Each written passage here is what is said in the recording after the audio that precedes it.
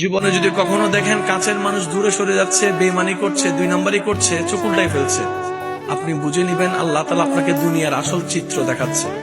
আপনি যেন বুঝতে পারেন আপনার আপন বলতে আল্লাহ ছাড়া, আপনার আপন বলতে আপনার নবী ছাড়া আসলে আর কেউ নাই। অনেক সময় দেখবেন আপনার জীবন চলার পথে অনেক পরিচিত ভালোবাসার প্রিয় মানুষগুলাও কিন্তু একসময় আপনাকে চিনবে না, চোখ উল্টাই ফেলে।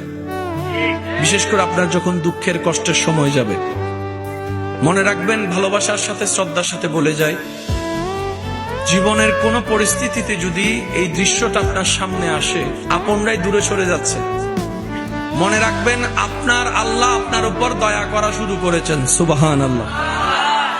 ওই বিপদ থেকে আপনি যাদের সাপোর্ট নিয়ে উঠতে চাচ্ছেন, রব চাচ্ছেন আপনাকে কেউ না করুক সাপোর্ট, আপনার আল্লাহ স্বয়ং আপনাকে সাপোর্ট করতে চাচ্ছে বলেই মানুষকে দূরে সরাই দিচ্ছে। সুবহানাল্লাহ।